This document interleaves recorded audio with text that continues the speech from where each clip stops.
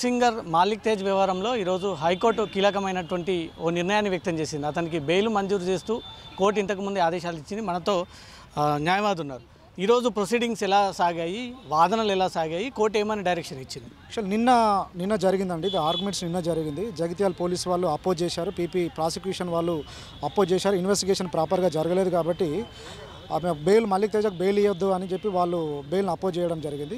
ఇంకోటి మా తరపున మేము ఆర్గ్యుమెంట్ ఏం చేశామంటే హైకోర్టులో మౌనిక అనే అమ్మాయి ప్రీవియస్ అంటే ఇదే లాస్ట్ మంత్లోనే మేడిపల్లి పిఎస్లో మాలిక్ తేజ నాకు డబ్బులు ఇవ్వాలి, డబ్బులు అడగడానికి వెళ్తుంటే నన్ను పెళ్లి చేసుకోకుండా చేస్తా అని చెప్పి నన్ను తిడుతున్నాడు అని చెప్పి ఆమె కంప్లైంట్ ఇవ్వడం జరిగింది. ఆ కంప్లైంట్ ఇచ్చిన తర్వాత కంప్లైంట్ని మేము హైకోర్టులో ఛాలెంజ్ చేయడం, హైకోర్టు కూడా అందులో బెయిల్ ఇవ్వడం జరిగింది. ఈ విషయం చెప్పారా చెప్పలేదా మాకు తెలియదు. మళ్ళీ జగిత్యాల పిఎస్కి వెళ్ళి అదే మాలిక్ తేజ నన్ను రేప్ చేశాడు 3 సంవత్సరాల క్రితం, మళ్ళీ ఈ మధ్యలో నన్ను రేప్ చేశాడు అని చెప్పి మళ్ళీ ఒక కంప్లైంట్ అక్కడ ఇవ్వడం జరిగింది. జగిత్యాల ఇన్వెస్టిగేషన్ ఆఫీసర్ గారికి నేను మనవి చేస్తున్నా, ఈ అమ్మాయి మెడిపల్ పిఎస్లో డబ్బులు రావాలని ఎట్లా కంప్లైంట్ ఇస్తుంది, మీ దగ్గరకు వచ్చి రేప్ చేసినాను ఎట్లా ఇస్తుంది? 3 సంవత్సరాల తర్వాత 3 సంవత్సరాల క్రితం రేపు, తర్వాత మళ్ళీ రేపు, అంటే ఇప్పుడు మళ్ళీ 1 మంత్ బ్యాక్ రేప్ చేసినాను మళ్ళీ చెప్తుంది. అక్కడ డబ్బుల కోసం నిజంగా కంప్లైంట్ ఇచ్చిందా అనే కోణంలోనే కూడా ఆర్గ్యుమెంట్స్ జరిగినవి. జడ్జి గారు మా ఆర్గ్యుమెంట్ని యాక్సెప్ట్ చేస్తూ 25,000 2 షూరిటీస్ ఇస్తూ ఎస్హెచ్ఆర్ గారి సమక్షంలో సబ్మిట్ చేసి. అసలు ఇట్లాంటి సందర్భాల్లో బెయిల్ ఇంత తొందరగా రావడం అనేది చాలా అరుదైన సందర్భం.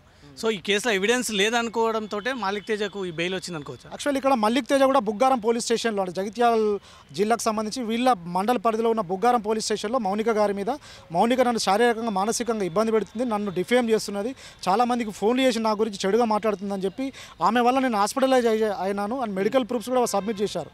ఇప్పటివరకు బుగ్గారం ఎస్ఐ గారు దాని మీద యాక్షన్ తీసుకోలేదు. దాని మీద మేము ఛాలెంజ్ చేస్తూ హైకోర్టులో పిటిషన్ మూవ్ కూడా చేయడం జరిగింది. 100% ఎస్ఐ గారు దీని మీద యాక్షన్ తీసుకోవాలి అని చెప్పి కన్సర్న్ హైకోర్టు కూడా బుగ్గారం ఎస్ఐకి డైరెక్షన్ ఇవ్వడం జరిగింది. 17th రోజు హైకోర్టు రిపోర్ట్ చేయమని కూడా చెప్పడం జరిగింది. ఈ మాలిక్ తేజ విషయంలోనే అమ్మాయి ఇట్లా చేస్తుందా, వేరే పర్సన్స్ కూడా ఇలా చేస్తుందా? అది మాకు తెలియదు అండి. ఇప్పుడు మాలిక్ తేజ హ్యాజ్ నా క్లయింట్గా మాలిక్ తేజని నేను, అంటే నిజంగా ఆయన నా దగ్గరికి వచ్చి చెప్పిన తర్వాత ఆయన తరపున ఎవిడెన్స్ ఆయనకు బలంగా ఉంది, సాక్ష్యాధారాలు బలంగా ఉన్నాయి. అమ్మాయి నిజంగా ఆయన మాలిక్ తేజని నిజంగా రేప్ చేసిండు అనుకుంటే మేడిపల్లి పిఎస్లో రేప్ చేసిందని ఇవ్వచ్చు కదా, ముందే ఇవ్వచ్చు, ఇక్కడ ఇవ్వచ్చు కదా. ఇక్కడ డబ్బులు కావాలని ఇస్తుంది, జగిత్యాలకు వెళ్ళిన తర్వాత రేప్ చేయాలని ఇస్తుంది, రేప్ చేశాడని ఇస్తుంది. ఈ 2 పాయింట్ మీద మేము ఫైట్ చేశాము. ట్రయల్లో కూడా ఇదే ఫైట్ చేస్తాము.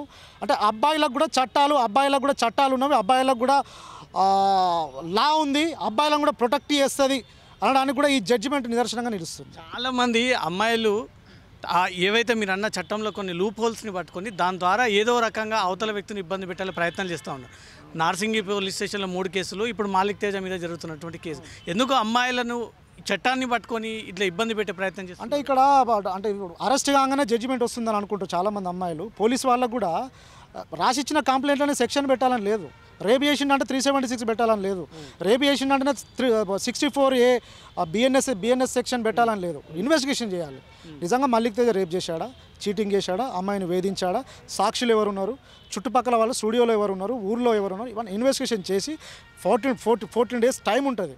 నిజంగా మాలిక్ తేజ రేప్ చేసిండని ఆయన దగ్గర ఆధారాలు ఉన్నప్పుడు 100% అరెస్ట్ చేశారంటే ఇన్వెస్టిగేషన్ అధికారికి ఉంటుంది.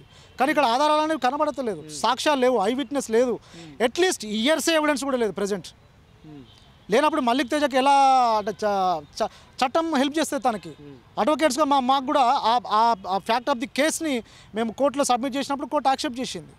కాబట్టి తన ఫేవర్గా ఆర్డర్ ఇవ్వడం. మాట్లాడదాం. ఎలా ఫీల్ అవుతున్నారన్న సింపుల్గా? అంటే మీ చాలా ఇబ్బంది పడ్డారు, ఎంతో కష్టపడి కింది స్థాయి నుంచి వచ్చినటువంటి వ్యక్తి మీరు. ఒక్కొక్క రాయి ఏరుకొని ఆ పాటకు ఉన్నటువంటి విలువని చెప్పినటువంటి వ్యక్తులు మీ మీద ఇట్లాంటి అలిగేషన్స్ అనేది అసలు ఎవరు కూడా సహించలేదు. ఎలా ఫీల్ అవుతున్నారు? అంటే ఫస్ట్ టైం నన్ను అయితే మానసికంగా చాలా ఇబ్బంది పెడుతున్నారు.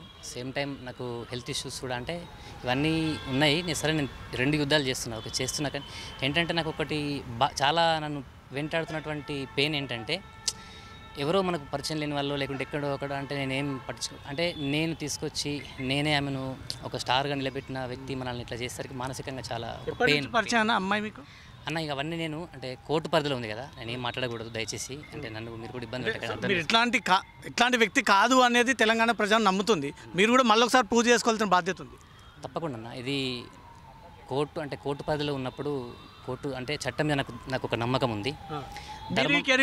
మీరు ఈ కెరీర్ స్టార్ట్ చేసినప్పటి నుంచి ఎంతమంది అమ్మాయిలకు అవకాశం ఇచ్చి ఉండొచ్చు అన్న? నేను దాదాపు అమ్మాయిలు అబ్బాయిలని కాదు మొత్తం దాదాపుగా నేను అంటే రీల్ క్యాసెట్స్ అప్పటి నుంచి ఈ ఫీల్డ్లో ఉన్నాను నేను క్యాసెట్స్ సీడీస్ యూట్యూబ్ వరకు దాదాపు నేను ఒక 100 మందికి పైగా నేను అవకాశం ఇచ్చుంటా మీరు మా కళారంగంలో కూడా ఎంక్వైరీ చేయండి మీరు కానీ పోలీసులు కానీ ఇంకా న్యాయ వ్యవస్థ ఎవరైనా ఎంక్వైరీ చేయండి ఏ ఒక్కరితోనైనా నాకు అంటే ఈ ఫీల్డ్లో ఏ ఒక్కరితోనైనా నాకు ఇలాంటి రిలేషన్ ఉంది ఇతను అసభ్యంగా ప్రవర్తించిండు అని ఎవరితోనైనా మందిలో ఒక్కరు కూడా చెప్పారు అక్క చెల్లి తప్ప నేను వేరే పిలువనన్నా నాకు పాట నాకు ప్రాణం అంతే పాట తప్ప పాటతో పాటే నేను అంతే పాట తప్ప నాకు ఇంకా వేరే ధ్యాస ఉండదు నాకు ఎప్పుడు మా తాత నా జ్ఞాపకాలలో ఉంటాడు మాకు చిన్నప్పటి నుంచి నేను కష్టాల నుంచి పెరిగినాయి కాబట్టి ఒక భయంతో అంటే వ్యక్తిత్వాన్ని కూడా నేను ఒక భయంతో నిర్మించుకున్నాను నేను నాట్ ఓన్లీ సాంగ్ అంటే పాటను మాత్రమే కాదు నా వ్యక్తిత్వాన్ని కూడా అంతే భద్రంగా అంతే భయంతో నిర్మించుకున్నా కాబట్టి నేను ఎక్కడ కూడా తప్పటడుగు వేయలేదు చాలాసార్లు అమ్మాయిల మీద కూడా పాట పాడారు అదే అమ్మాయి తిరిగి మీ మీదకి ఇట్లా భూతంలాగా వస్తుందని ఎప్పుడన్నా అనుకున్నారా చాలాసార్లు అన్న కొన్నిసార్లు అంటే గుర్తొస్తాయి కదన్న అంటే 6 సంవత్సరాలు జర్నీ చేసి ఒకటే కాడ మనం కలిసి పాట పాడి నీ యొక్క లక్ష్యం కోసం నా లక్ష్యాన్ని పక్కన పెట్టి అంటే నేను ఎంత బాగా చూస్తున్నానో వాళ్ళ ఇంట్లో అందరికీ తెలుసు ఆమెకి అందరికీ తెలుసు ఇవాళ ఇట్లా చేస్తుందనంటే కంపల్సరీ పెయిన్ ఉంటుంది అన్న మనం మనసులం కదా మనకు మనసు ఉంటుంది ఆ జ్ఞాపకాలు వస్తాయి అంత బాధ అయితే ఉంది కాకపోతే ఇప్పుడు బాధపడే టైం కాదు ఇది అంటే నేను మొన్నటి వరకు ఈ కేసు కంటే ముందు వరకు ఆమె గురించి నేను బాధపడినా ఇట్లా పడినా ఈ కేసు తర్వాత నేను బాధపడడం కాదు ఖచ్చితంగా ఫైట్ చేస్తాను ముందు మీ మీద ఏదో కేసు పెట్టింది అప్పుడు వేరే కేసు ఇప్పుడు కేసు ఎందుకు ఇట్లా కావాలని మీ మీదే పడింది అదే అన్న చెప్పిన ఇంతకుముందు కూడా ప్రెస్ మీట్లో ఏం చెప్పినంటే ఆమెకు ఒక దురాశ దుర్బుద్ధి కలిగినట్టుంది దానికి కొన్ని దుష్టశక్తులు కూడా తోడైనాయి అవన్నీ కూడా న్యాయ వ్యవస్థలో కోర్టు ద్వారా బయటకు వస్తాయా లేకుంటే కాలమే వాళ్ళని శిక్షిస్తుందా అనేది నేను వదిలేస్తున్నాను ఎందుకంటే కోర్టు పదవిలో ఉన్నప్పుడు నేను ఏం మాట్లాడకూడదు మీ అభిమానులకు ఏం చెప్తారు మా అభిమానులకు వాళ్ళకు చెప్పడం కాదు వాళ్ళకు ఫస్ట్ నేను పాదాభివందనం చెప్తాను ఎందుకంటే నేను ఇన్ని రోజులు చూడలే టీవీలు చూడలే ఏం చూడలే ఇవాళ చూస్తూ ఉంటే ప్రతి ఒక్కరు వాళ్ళ కామెంట్ రూపంలో నాకు చాలా సపోర్ట్ నిలిచిండ్రు వాళ్ళందరికీ కూడా పాదాభివందనం తెలియజేస్తున్నా మిత్రులారా మీ అందరి సపోర్ట్ వల్ల నేను కొంచెం ధైర్యాన్ని కూడగట్టుకున్నా సో ఈ ప్రేమ ఇవన్నీ నాకు ఈ సపోర్టు మీ అభిమానం ఇట్లనే ఉంటే ఈ సమయం వెళ్ళిపోతుందని ఇంతకుముందు చెప్పిన కదా వెళ్ళిపోయిన తర్వాత మీ అందరి కోసం మీరు మెచ్చే విధంగా మీకు నచ్చే విధంగా నేను తప్పకుండా పనిచేస్తాను ఈ కళారంగంలో నేను ఇప్పటికీ పడిపోయిన ప్రతిసారి నన్ను పాటే లేపుతుంది కాబట్టి మళ్ళీ నన్ను పాటే లేపుతుంది మీ అభిమానం లేపుతుంది కాబట్టి మీ అందరికీ కూడా మీ అభిమానాన్ని మీ ప్రేమని అట్లనే నా కోసం ఉంచండి మీ గుండెలల్లో మీ నమ్మకాన్ని ఎప్పుడు వమ్ము చేయను నేను తప్పు చేయాలని మీరు అందరూ నమ్ముతున్నారు కదా ఆ నమ్మకం నిజమవుతుంది త్వరలోనే మనకు న్యాయ వ్యవస్థ మీద నాకు నమ్మకం ఉంది చట్టం మీద నమ్మకం ఉంది కాబట్టి మీ అందరి నమ్మకాన్ని నిజం చేస్తా నా లోపల ఉన్నటువంటి ప్రతిభని మీ మీద ఉన్నటువంటి ప్రేమకి కానుకగా తప్పకుండా నేను మరో పాట రూపంలో లేకపోతే మీ రుణం తీర్చుకుంటా సందర్భంగా ఏదైనా పాట ఇస్తారా ఒకటి మీ అభిమానుల కోసం చాలా రోజుల తర్వాత మీ వాయిస్ వింటున్నారు తెలంగాణ ప్రజలందరూ లేదన్న తర్వాత నేను నేను చెప్తాను అన్న ఈ సమయం వెళ్ళిపోతుందంటే ఇప్పుడు నేను కొంచెం కొద్దిగా వేరే సమయంలో ఉన్నా నేను మంచి హ్యాపీగా ఉన్నప్పుడు తప్పకుండా మీ స్టూడియోకి వచ్చి పాట పాడతాను థ్యాంక్ యూ రైట్ ఈ కేసుకు సంబంధించి ఇప్పటికే మాకు కోర్టు నుంచి డైరెక్షన్ వచ్చింది ఈ కేసులో తమకు టెంపరీ బెయిల్ లభించింది అందుకే బాధితురాల నుంచి ఎలాంటి ఎవిడెన్స్ లేదు కాబట్టి మాకు ఈ బెయిల్ లభించిందంటూ కూడా మాలితేజ చెప్తా ఉన్నారు న్యాయవాది చెప్తా ఉన్నారు కెమెరా పర్సన్ సాగర్తో రవితేజ సీ న్యూస్